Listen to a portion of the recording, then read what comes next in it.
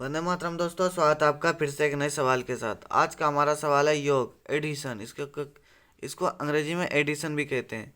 तो यहाँ पर देखिए, 8 + 15। 8 एक पूर्ण संख्या है, 15 भी एक पूर्ण संख्या है। पूर्ण संख्या, दो पूर्ण संख्या कहाँ से, पूर्ण संख्या किसे कहते हैं? पूर्ण संख्या 0 से स्टार्ट होता है और प्राकृतिक संख्या को अपने साथ लेकर के चलता है, वो भी अनंत तक। तो देखिए, 8 + 15 23 हो गया। दो पूर्ण संख्या का योग एक पूर्ण संख्या है।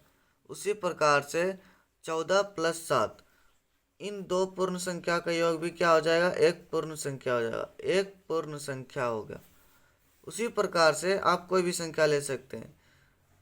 0 में 4 को जोड़ देंगे तो क्या हो जाएगा? 4 हो जाएगा। 0 भी एक पूर्ण संख्या है, 4 भी एक पूर्ण संख्या है। इन दोनों का योगफल एक पूर्ण संख्या के बराबर आया। उसी प्रकार से आप 7 + 10 कर सकते हैं। 7 + 10 किसके बराबर आया? 17 के बराबर। तो ये हमारा क्या है? दो पूर्ण संख्याओं का योग हमेशा एक पूर्ण संख्या के बराबर आता है। तो इसका आंसर हम इस प्रकार से लिख सकते हैं। अतः पूर्ण संख्या पूर्ण संख्या पूर्ण संख्या का योग के अंतर्गत समृद्ध है। अंतर्गत समृद्ध है। समृद्ध है। समृद्ध मतलब दो पूर्ण संख्या का योग एक पूर्ण संख्या आता है, तभी वो समृद्ध तो कहलाता है, नहीं तो ये समृद्ध नहीं होता। ये हो गया। तो अब लिख सकते हैं अर्थात किन्हीं दो पूर्णांकों का योग एक पूर्ण संख्या होती। किन्हीं किन्हीं दो पूर्ण संख्या का योग, दो पूर्ण दो पूर्ण संख्या का योग, दो पूर्ण संख्या का योग एक पूर्ण संख्या होगी। एक पूर्ण संख्या, कोई भी दो पूर्ण संख्या ए ले लेते हैं, a + b। अब इन दोनों का योग, तो एक क्या करें, एक और ए और बी को जोड़ेंगे तो a + b ही होगा, एक पूर्ण संख्या ही मिलेगा। तो यह क्या कहलाएगा? समृद्ध गुण कहलाएगा। इसी को हम कहते हैं पूर्ण संख्याओं का समृद्ध गुण।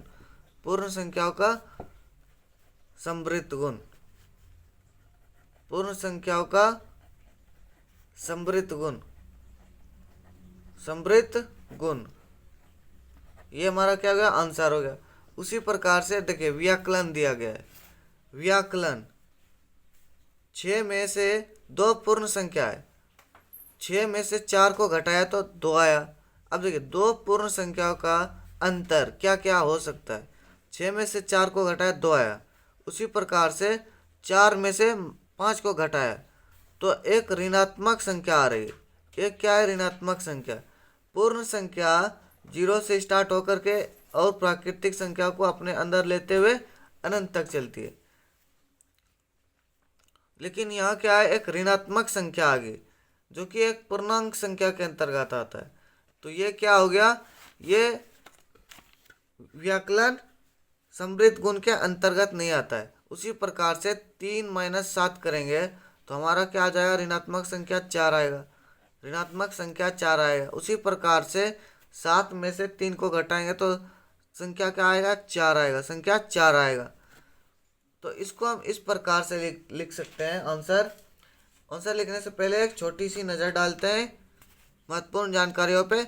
आपको इस चैनल पर कक्षा 6 से लेकर MA MSc MCOM तक में जितने भी गणित के पुस्तक होंगे और जितने भी भाषाओं में होगा और जितने भी लेखक द्वारा लिखा गया होगा, उन सभी का वीडियो सॉल्यूशन आपको इस चैनल पर मिलेगा। अधिक जानकारी के लिए आप डिस्क्रिप्शन बॉक्स और अबाउट सेक्शन में जाकर के देख सकते हैं। हमारे साथ काम करने के लिए आप इस जीमेल आईडी पर जुड़ कांटेक्ट कर सकते हैं इन क्लास के दरमियान किसी भी विषय को लेकर के और किसी भी भाषाओं में। तो यहाँ पर लिख सकते हैं अतः अतः पूर्ण संख्या पूर्ण संख्या पूर्ण संख्या